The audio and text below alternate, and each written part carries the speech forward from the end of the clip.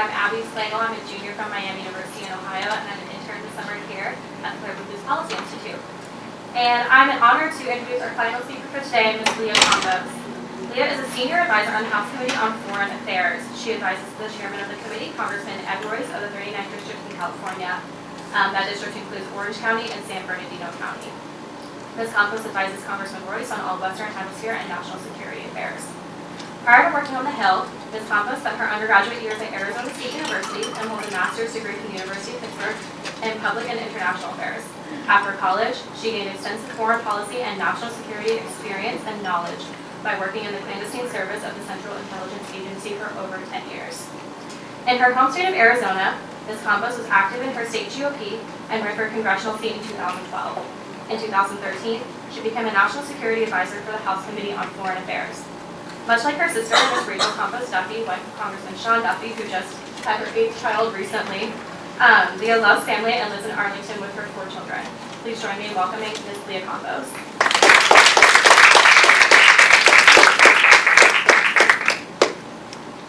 Well, thank you very much for having me, for that nice introduction. I got here at the tail end of Gail's speech, but I heard she has 6 children, and as you know, now from her introduction, my sister just gave birth to her 8th child, so I'm officially an underachiever with only 4 children. When Michelle and Laurel asked me to come here and speak to you all about how to excel in your DC internship, I have to admit that I was a bit scared, a bit nervous, because I'm a mom, as we've discussed, raising 4 children, 2 of whom are teenagers, so I've sort of developed this unattractive tendency to lecture people. So I thought, how am I going to spare these young women of my lecturing, because when I was your age, that was the last thing I wanted, was another person lecturing me. So I texted a young lady who interned on the Hill last year, and who, like you guys, attended the lectures here at the Claire Booth Policy Institute. I asked Kristen what lessons she learned working on the Hill last year, and advice on what I could say to you all. I want to read to you what she said to me. She just graduated from Villanova, by the way, and she's just a lovely young conservative woman. She said, Leah, I thought about this a bit. Most speakers take a super motivational approach and promote drive in all the girls. While those are feel-good lectures and feel really empowering, I find it hard to believe that any young undergraduate woman in that room won't already be driven, competitive, and confident. I remember all those girls in Claire Booth's lectures last year, and they had the most impressive resume.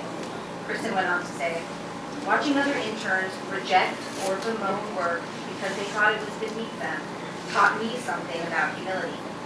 I became willing to take on any task, which had the added effect of making me the favorite intern. There's something to be said for showing humility. After all, there's a lot more to learn than any 19 to 21-year-old can imagine. Leah, you should tell them to stay humble. There are many more important things than selfishly driving a career. My dad always said, success doesn't matter if you lose yourself in the process. Wow. When she sent me that text, I immediately responded and said, A, can I adopt you? And if you're not willing to be adopted by me, would you at least hang out with my teenagers a bit to see if it rubs off? Anyway, her comments reminded me of something I read in C.S. Lewis's book, Mere Christianity. C.S. Lewis said, true humility is not thinking less of yourself, it's thinking of yourself less. I think Kristen's right. You are all here because you're driven and committed.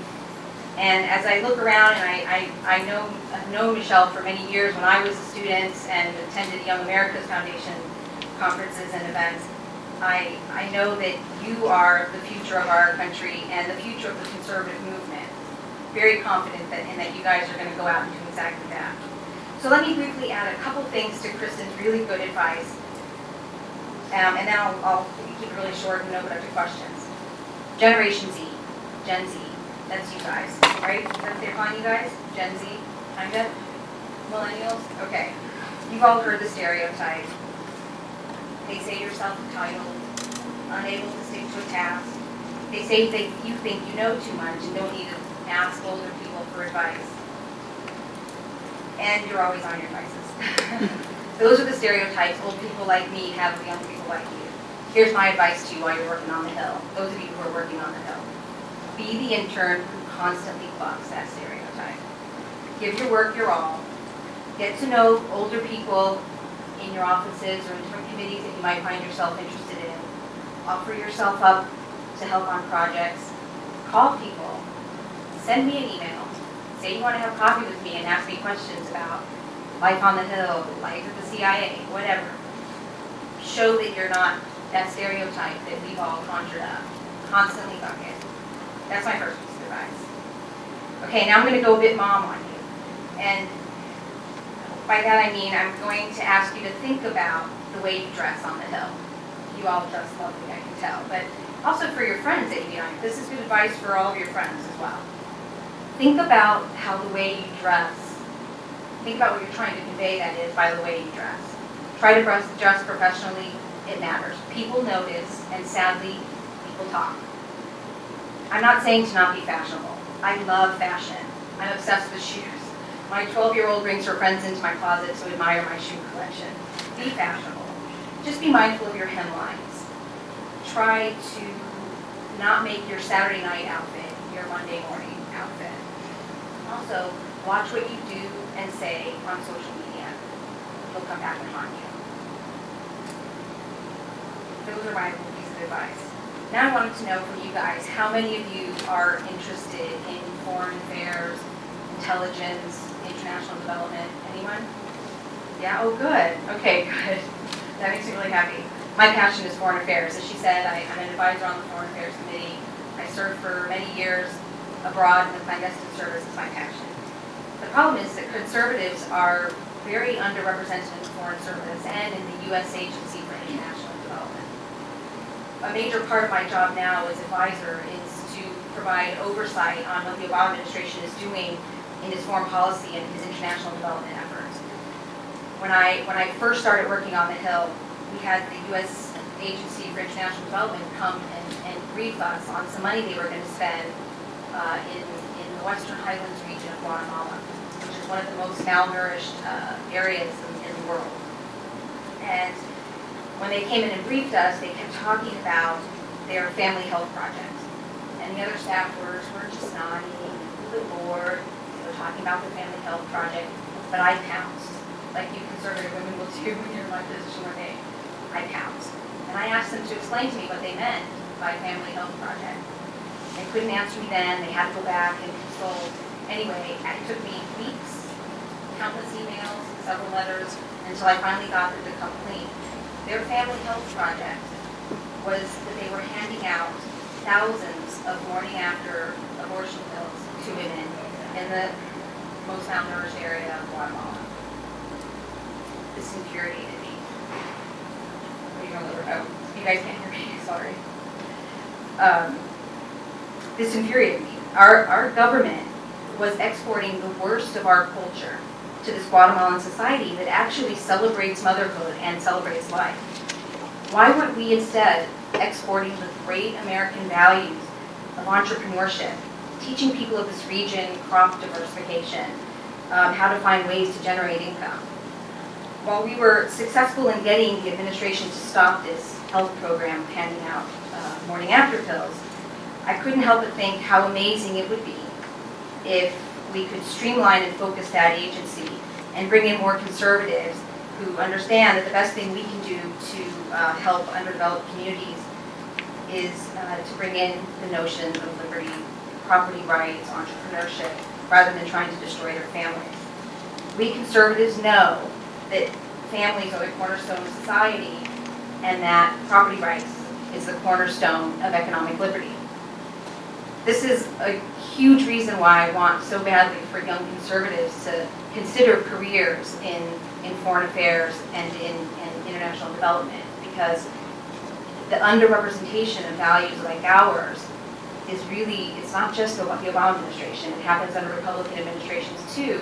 These agencies continue to support and promote these values that are not helpful to those societies in helping them eradicate poverty. Anyway, my true passion is intelligence. As I said, I joined the National Clandestine Service of the CIA right out of grad school. I always believe that good intelligence is our first line of defense. I continue to believe that. It was every day an honor for me to be living abroad and conduct operations for our country's security, and it was a lot of fun. I would really love to see a lot more conservative women join the foreign service, the clandestine service. So while you guys are on the Hill, please call on me, seriously. Come talk to me, send me an email, Leah.Campos, you guys know the rest, and I'd be happy to talk to you about, life in the clandestine service, work-life balance, all of those issues.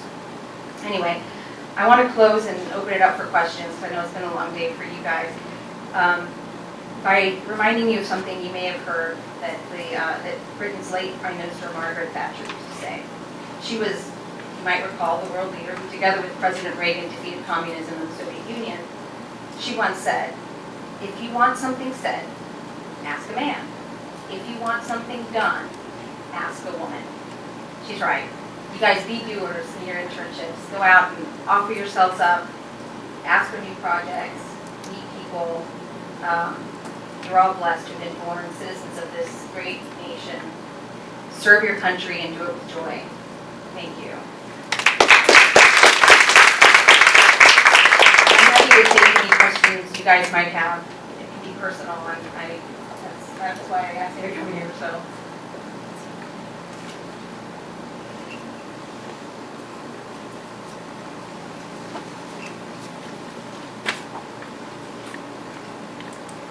Hi, my name is Malin. I'm Leah before. Hi, meet you again. Yay! So I'm also wondering She works in my brother-in-law's office.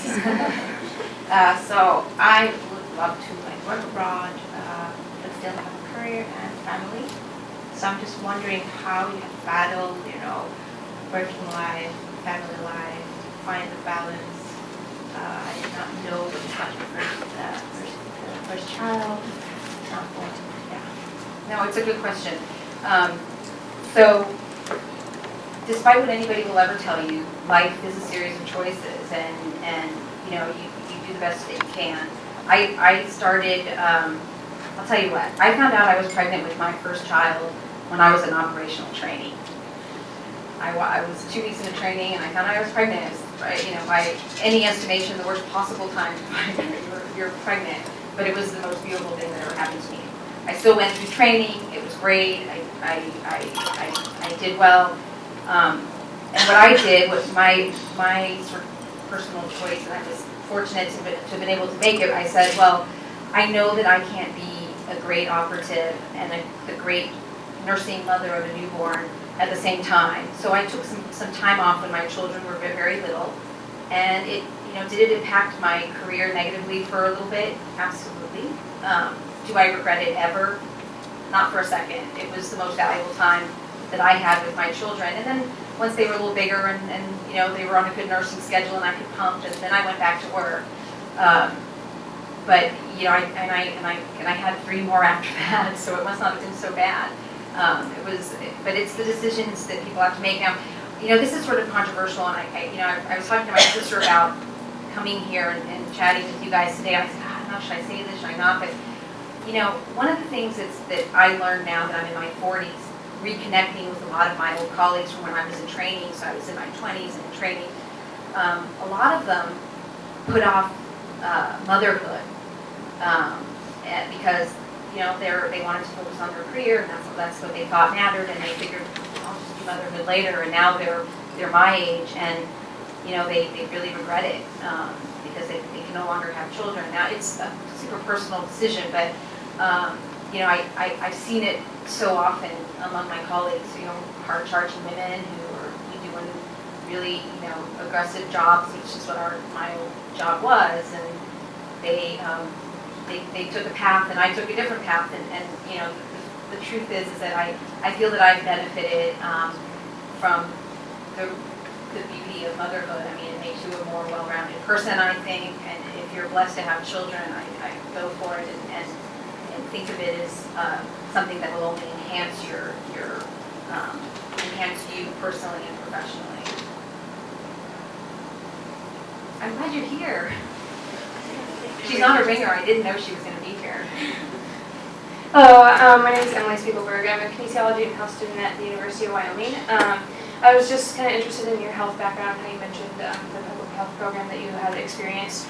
I'm just kind of curious about how you address that with your foreign affairs experience and implementing your family background and American values and that and the intelligence and how you have applied that in your foreign affairs experience rather than just the family aspect of it and what your experience has been with the public health issues in other countries. Right. So the story I told about this family health project was one that was briefed to me by the Obama administration when I was working when I first began advising the Republicans on the House Foreign Affairs Committee. So that's part of our function in Congress is that they implement as the executive, they implement a lot of these foreign affairs policy, which includes international development, but yet they have to come and tell us about it so that we can provide some oversight. So the story I conveyed was, here as a Republican advisor, and frankly, I saw absolutely no benefit to the U.S. taxpayer or to the Guatemalans who were dying of hunger to hand out morning after pills, and so we fought it. And you get minor victories on the Hill. It's because you guys once you've been here a while, you figure out that the sausage making that is legislation it's crazy. And so every once in a while, when you get a victory, it's a big deal. And that's probably why I told this story because that was probably in 2014 or 13 when I was briefed on that program. And about 8 months ago, the agency, some of the top levels of the agency came to brief us. And they looked around and one woman pointed at me and she said, you're Leah. I said, yeah, I am. And she said, I'm here to tell you that we're not handing out morning after pills at all. I was told to make sure that you knew that wasn't happening. That's a victory in my book. I was very happy to hear that. So that was my experience with that. And then your other question was? Just how your involvement with your family aspects from your experience, how you would instill that in the public health and foreign affairs aspect. Yeah, so I mean, look, my family, my children are my number one priority. And if you were to meet my children, they're all hyper political and have opinions about everything. It doesn't help that their uncles are congressmen too, and so they come onto the Hill a lot and vote. But I see a lot that's going on abroad. I take examples from countries. I do a lot of work on Latin America. That's my focus, and you can see the problems that happen. For example, in Venezuela, what socialism does to an otherwise what should be a wealthy country, the country with the largest proven oil reserves, is now suffering under huge amounts of inflation. They can't even get toilet paper. So I do come home and tell my children all of these stories, things that are happening. And in fact, my 9-year-old now, when he was 7, went onto the House floor to vote with his uncle, and I had just told all my children the story about all the Central American children that had been coming unaccompanied and landing at our border, and all the work we were trying to do to get the administration to stop creating reverse incentives that was encouraging these kids to come to our border. And I found out later that when my then 7-year-old son was on the House floor, he grabbed Paul Ryan and he said, Paul. Another member told me the story after. He said, Paul, you need to do a hearing on what's happening in Honduras and all these kids coming to our border. And apparently the speaker, Mr. Ryan, looked down at him and said, okay, Xavier, I'll take care of it. But I mean, it permeates their lives, my job. So.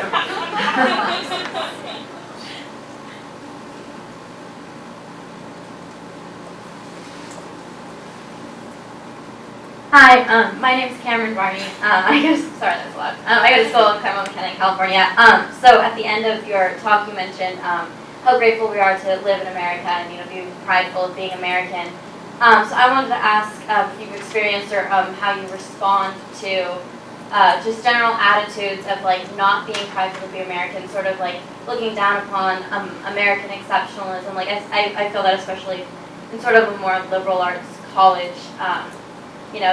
The feeling that America thinks too much of itself almost. So how would you respond to sentiments like that? Yeah, no, it's a good question. You know, I spent almost all of my childhood living abroad because my father was in the military, and so he served overseas a lot of his career. And then in my job at the CIA, I was serving abroad the whole time. And, you know, I don't think anything makes you more certain of American exceptionalism than when you spend your life living abroad. It doesn't matter where, anywhere. You know, we would come home, I would come home to visit my parents once a year, and just walking into a grocery store, like, oh, thank God I'm back in America. It's just such a great thing. So I have no time for it. When my friends on the left try to tell me that we're not exceptional, we are. There's no doubt in my mind, and I think you challenge them all to go anywhere else in the world and live there on their own for a bit, and they'll come running back and certain of American exceptionalism. You know, it's a constant struggle when you're on a college campus because we're, you know, conservatives we're sort of the last group you can attack openly. So you girls just have to be strong and know your principles, know your values, read a lot. That was one of the greatest things when I used to go to the Young Americas Foundation events and things like this, I was given a lot of books. Do you remember that, Michelle? You guys always gave us a lot of books, and I would read them, and it was so important for me to be able to intelligently defend our principles, because they have vitriol. They can insult us and call us names, but we have facts and we have you know, history on our side, and I just encourage you to use that. Don't go negative on them. Let them go into the gutter, and despite what we may see out there currently, let's just stay positive and confident that we are the greatest country that the world has ever known. We are.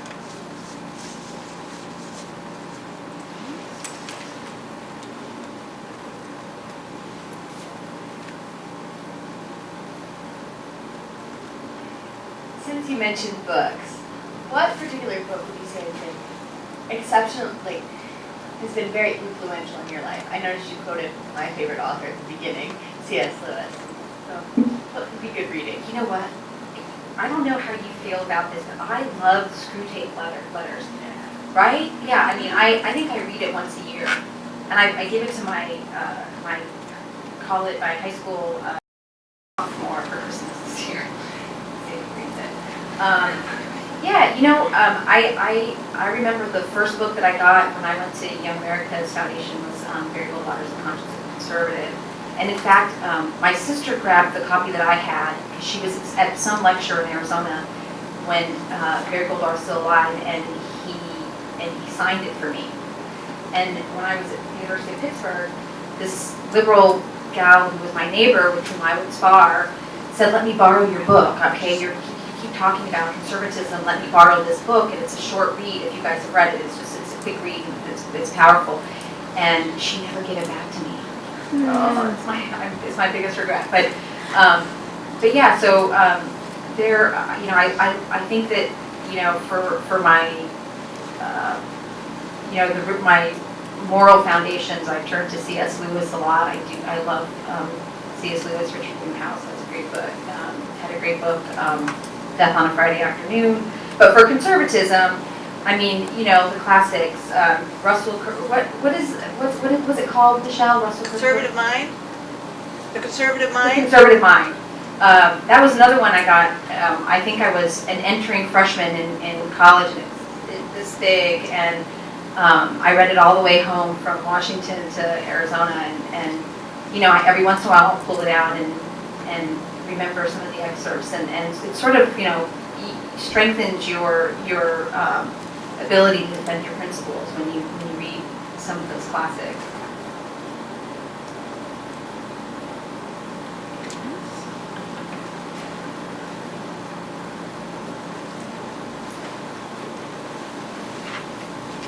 Okay, I have a quick question. This is kind of about like a lifestyle. So I feel like a lot of girls, especially us, a lot of y'all are interning on the Hill. I feel like a lot of girls come to DC and they feel like this is just kind of a lifestyle. They work in politics for a few years. It's kind of like something that you want to do while you're young. How do you make it work with 4 children? And do you like have any advice for us, like, is it true that this is just kind of like a lifestyle for young, like, teenagers, like early 20-year-olds, or like, how do you make it work? Yeah, it's a tough question for you because I never interned on the Hill like you guys are. I mean, you're all sort of now just sort of deciding what you want to do for the rest of your lives.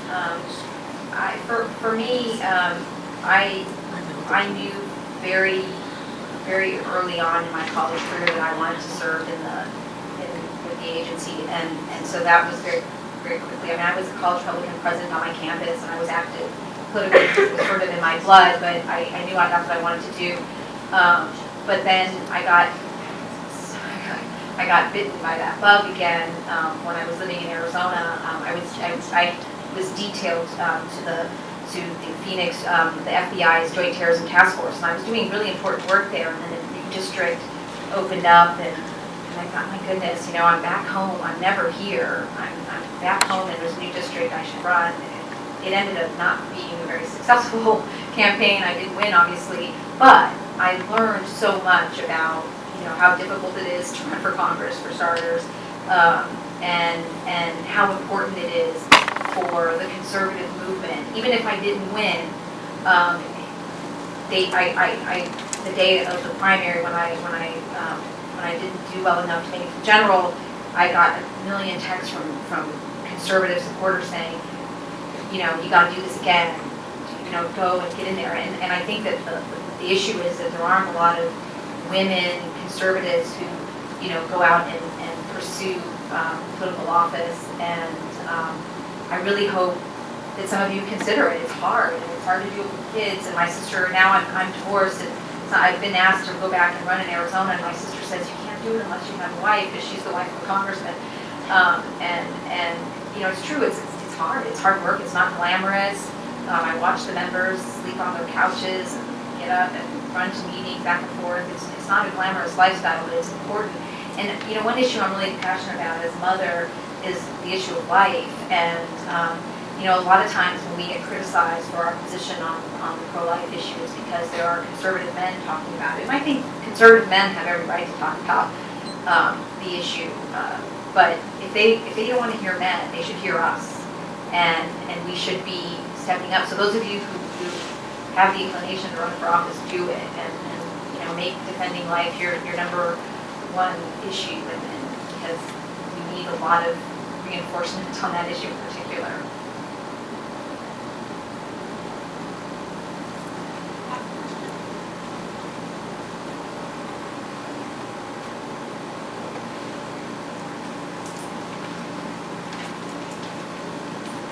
Hi, I'm Elizabeth. I'm from North Dakota State.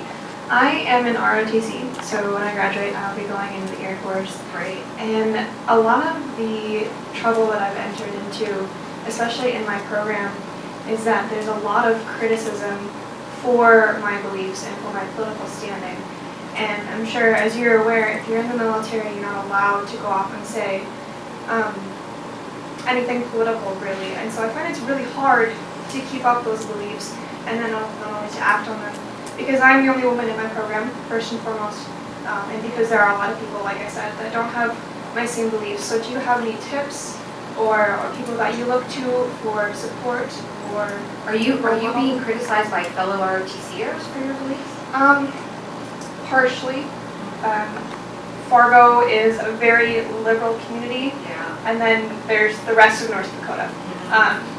But a lot of times it's just I get attacked for being the only female, and because I want to go into intelligence, and some people will come at me for that and see me as a target. And so I'm just looking, especially as I progress through the military and everything else that I do in my personal life. Yeah, I mean, it's tough. If you're in a very liberal environment. First of all, thank you for being willing to step up and serve your country that way. I'm an Air Force brat. My dad was in the Air Force. It was a great life. I don't really know what to tell you except just keep being strong. You don't have to be the loudest person in the room, and just you live your life and defend your values through the way the things you say in class and in your ROTC program. I'm sure you're taking military history classes. Is that right? Yes. Yeah, I mean, you're going to be able to defend yourself there and do it intelligently. Just be strong. You're doing the right thing. If you're going to go into intelligence, that's the tricky thing because you got to maintain a low profile, right? So it'll be good practice for you to sort of dodge some of those attacks by just keeping a low profile and letting it go. But just be strong, knowing that you're doing the right thing. And by the way, I think women make much better case officers, intelligence officers than men. I'm just throwing that out there. We're just really good at it. So do it, and enjoy it. And maybe you'll join the civilian side after you get out of the Air Force. That'll be a lot of fun for you.